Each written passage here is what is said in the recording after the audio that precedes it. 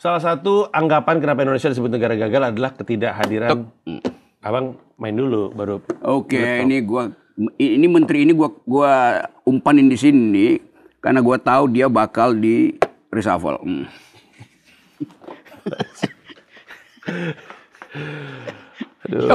Gue nih main catur sama lo nih, gue nggak gitu bisa ngebaca ini orang lagi pura-pura apa nih orang lagi serius. Gue itu dulu menang, gue main catur menang lawan siapa namanya dulu, Deep Blue. Tahu kan? Deep Blue. Siapa itu Deep Blue, Bang? Deep Blue itu komputer pertama yang mengalahkan Kasparov apa tuh. Buatan IBM dulu. Ya tahun 80-an tuh. Abang menang? Ya menang lah. Saya mesti hati-hati dong kalau main caturnya. Ya karena nggak ada saksi ya gue ngaku aja gue menang.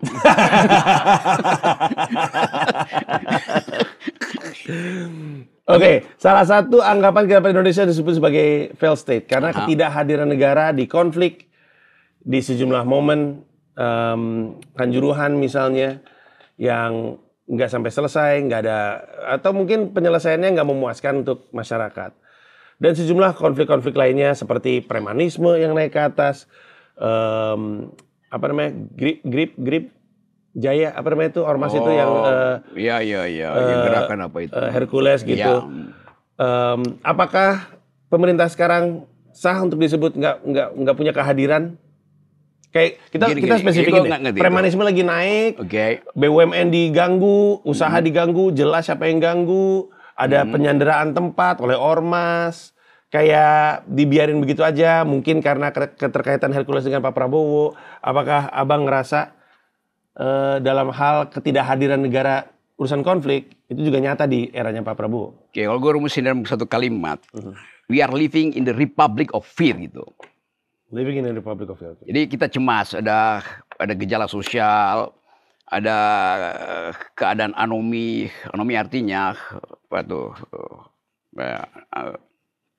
ketiadaan aturan tuh dari kata nomos artinya aturan tuh, anomi tiadanya nomos tiadanya aturan. Jadi seolah-olah kita hidup dalam ketiadaan aturan tuh sehingga orang resah kan. Tetapi kalau kita sebut sebagai dia failed state belum sampai di situ. Failed state itu betul-betul negara yang udah nggak bisa bangkit sebetulnya tuh. Karena itu dia mesti ditolong.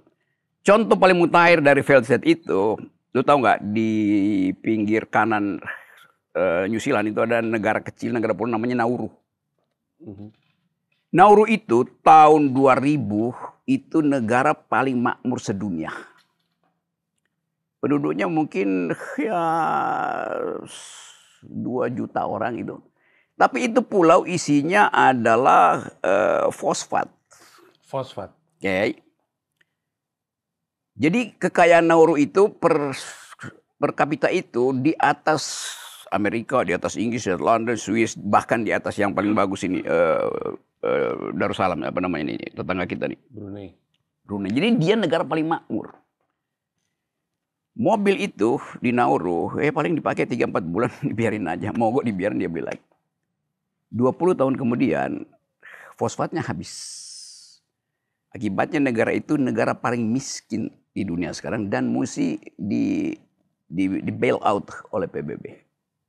Gagal karena tidak mampu untuk